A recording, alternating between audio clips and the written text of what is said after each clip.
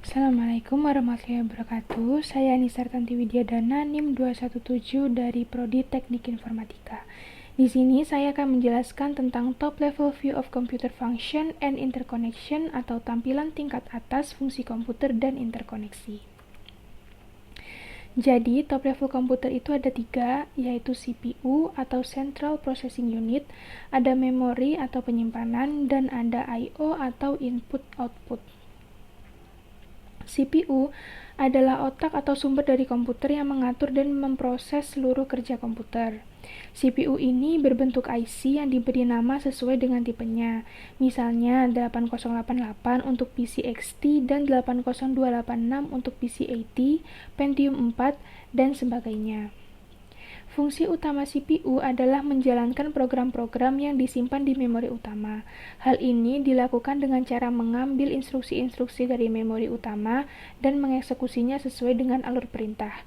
Pekerjaan ini dilakukan dalam 2 tahapan, yaitu membaca instruksi atau fetch dan melaksanakan instruksi tersebut atau execute.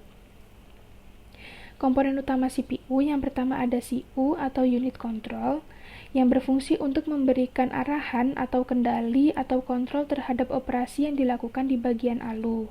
Kemudian, output dari CU ini akan mengatur aktivitas dari bagian lainnya dari perangkat CPU tersebut. Kemudian ada ALU atau Arithmetic and Logic Unit. Di sini dibutuhkan data dan instruksi untuk masukkan ke sebuah sistem dan menghasilkan keluaran berupa input atau output, dan juga dibutuhkan sebuah tempat penyimpanan sementara, yaitu main memory. ALU bertugas untuk melakukan operasi hitung aritmatika dan logika. Contoh operasi aritmatika adalah operasi penjumlahan dan pengurangan, sedangkan contoh operasi logika adalah logika AND, OR, dan lain-lain. Kemudian, tugas utama dari ALU yaitu melakukan semua perhitungan aritmatika yang terjadi sesuai dengan instruksi program. Fungsi dasar komputer adalah melakukan eksekusi program yang terdiri dari satu set instruksi yang tersimpan dalam memori. Prosesor ini melakukan pekerjaan dengan menjalankan instruksi atau petunjuk atau kode dari pengguna yang ditentukan dalam program. Terdapat 3 fungsi dasar komputer untuk melakukan eksekusi program, yaitu ada fetch and execute, ada instruction cycle state diagram, dan ada interrupts.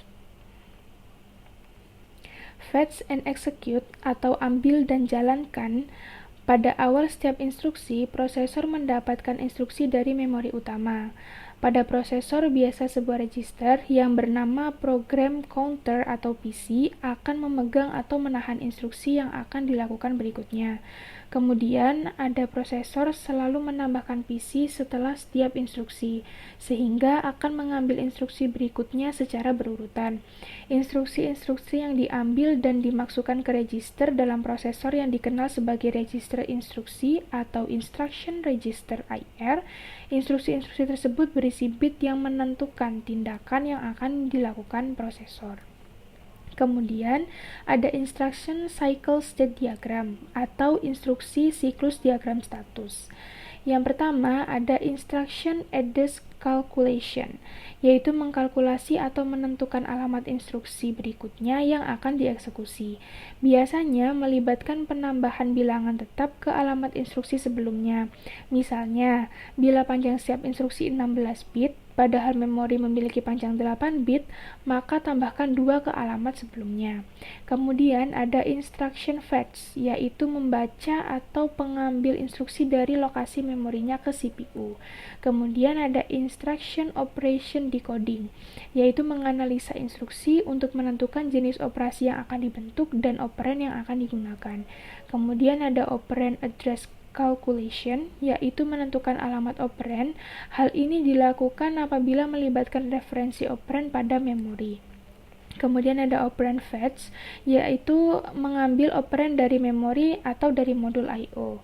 Kemudian ada data operation, yaitu membentuk operasi yang diperintahkan dalam instruksi. Dan yang terakhir ada operand store, yaitu menyimpan hasil eksekusi ke dalam memori. Kemudian ada interrupts. Interupsi adalah suatu permintaan khusus pada mikroprosesor untuk melakukan sesuatu. Jika terjadi interupsi, maka komputer akan menghentikan dahulu apa yang sedang dikerjakan dan melakukan apa yang diminta oleh menginterupsi. Tujuan interupsi secara manajemen adalah untuk pengeksekusian rutin instruksi agar efektif dan efisien antara CPU, I/O maupun memori. Ini ada contoh instruction cycle with interrupts. Kemudian ada struktur interkoneksi bus. Bus adalah jalur komunikasi yang menghubungkan dua atau lebih perangkat. Karakteristik utama dari bus adalah bahwa itu adalah media transmisi bersama. Bus yang menghubungkan komponen utama komputer itu ada prosesor, memori, dan I/O. Struktur fungsional bus. Yang pertama ada data lines atau jalur data. Saluran data menyediakan jalur untuk memindahkan data antar modul sistem. Data bus terdiri dari 8, 16, 32, 64, dan 128 saluran atau lebih. Jumlah baris atau saluran dalam bus sering disebut sebagai lebar bus data. Setiap baris pada data bus hanya dapat membawa 1 bit pada satu waktu, sehingga jumlah baris menentukan berapa banyak bit yang dapat ditransfer pada satu waktu. Lebar bus dapat merupakan penting dalam menentukan sistem kinerja secara keseluruhan. Misalnya, bila bus data lebarnya 32 bit dan setiap instruksi panjangnya 64 bit, maka CPU harus 2 kali mengakses modul memori dalam setiap siklus instruksinya. Kemudian ada address bus atau bus alamat, yaitu saluran alamat digunakan untuk menunjuk sumber atau tujuan pada data bus. Misalnya, jika CPU ingin membaca sebuah kata 8, 16, dan 32 data dari memori, maka CPU akan melihat alamat kata yang dimaksud pada saluran alamat. Lebar bus alamat akan menentukan kapasitas memori sistem maksimum. Selain itu, saluran umumnya juga dipakai untuk mengalamati port-port input atau output. Biasanya, bit-bit berorde lebih tinggi dipakai untuk memilih lokasi memori atau port I/O pada modul. Kemudian ada control bus, bus kendali. Saluran kontrol digunakan untuk mengontrol akses ke saluran alamat dan penggunaan data dan saluran alamat. Karena data dan saluran alamat dipakai bersama oleh seluruh komponen, maka harus ada alat untuk mengontrol penggunaannya. Signal control digunakan untuk mengontrol akses dan penggunaan garis data dan alamat. Signal-signal pewaktuan menunjukkan keabsahan informasi data dan alamat. Signal perintah menentukan operasi yang akan dilakukan. Kemudian ada cara kerja sistem bus.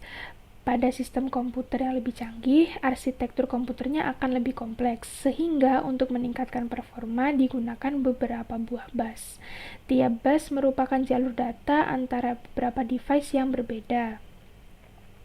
Dengan cara ini, memori, prosesor, GPU atau VGA dihubungkan oleh bus utama berkecepatan tinggi yang lebih dikenal dengan nama FSB atau Front Side Bus. Kemudian ada jenis-jenis bus. Berdasarkan jenis busnya, bus dapat dibedakan menjadi bus yang khusus menyalurkan data tertentu. Contohnya, paket data saja atau alamat saja. Jenis ini disebut dedicated bus. Namun, apabila bus yang dilalui informasi yang berbeda baik data, alamat, dan sinyal kontrol dengan metode multiplex data, maka bus ini disebut multiplex bus. Kekurangan multiplex bus adalah hanya memerlukan saluran sedikit sehingga menghemat tempat, tapi kecepatan transfer data menurun dan diperlukan mekanisme yang kompleks untuk mengurai data yang telah dimultiplex. Sedangkan untuk dedicated bus merupakan kebalikan dari multiplex bus. Ini ada contoh-contoh bus. Yang pertama ada bus Industry Standard Architecture. Industri komputer personal lainnya merespon perkembangan ini dengan mengadopsi standarnya sendiri. Bus ISA yang pada dasarnya adalah bus PC atau AT yang beroperasi pada 8,33 MHz. Keuntungannya adalah bahwa pendekatan ini tetap mempertahankan kompatibilitas dengan mesin-mesin dan kartu-kartu yang ada. Kemudian ada Bus Peripheral Component Interconnect adalah bus yang tidak tergantung prosesor dan berfungsi sebagai bus mezzanine atau bus peripheral. Standar PCI adalah 64 saluran data pada kecepatan 33 MHz. Lalu transfer data 263 MB per detik atau 2112 Gbps. Keunggulan PCI tidak hanya pada kecepatannya saja, tetapi murah dengan keping yang sedikit. Kemudian ada bus universal standard bus. Semua perangkat peripheral tidak efektif apabila dipasang pada bus kecepatan tinggi PCI. Sedangkan banyak peralatan yang memiliki kecepatan rendah seperti keyboard, mouse, dan printer. Sebagai solusinya, 7 vendor komputer, yaitu ada Compaq, DIC, IBM, Intel, Microsoft, NIC, dan Norton Telecom bersama-sama merancang bus untuk peralatan I/O berkecepatan rendah. Standar yang dihasilkan dinamakan Universal Standard Bus atau USB. Kemudian ada bus Small Computer System Interface, adalah perangkat peripheral eksternal yang dipopulerkan oleh Macintosh pada tahun 1984. SCSI merupakan interface standar untuk drive CD-ROM, peralatan audio, hard disk, dan perangkat penyimpanan eksternal berukuran besar. SCSI menggunakan interface paralel dengan 8,16 atau 32 saluran data. Kemudian ada bus FireWire, Small Computer System Interface. Semakin pesatnya kebutuhan bus I/O berkecepatan tinggi dan semakin cepatnya prosesor saat ini yang mencapai 1 GHz, maka perlu diimbangi dengan bus berkecepatan tinggi juga. Bus SCSI dan PCI tidak dapat mencukupi kebutuhan saat ini, sehingga dikembangkan bus performance tinggi yang dikenal dengan FireWire. P1394 memiliki kelebihan dibandingkan dengan interface I/O lainnya, yaitu sangat cepat, murah, dan mudah untuk diimplementasikan. Oke, sekian dari saya. Terima kasih atas perhatiannya. Kurang lebih mohon maaf. Semoga apa yang saya sampaikan ini juga bermanfaat. Terima kasih. Wassalamualaikum warahmatullahi wabarakatuh.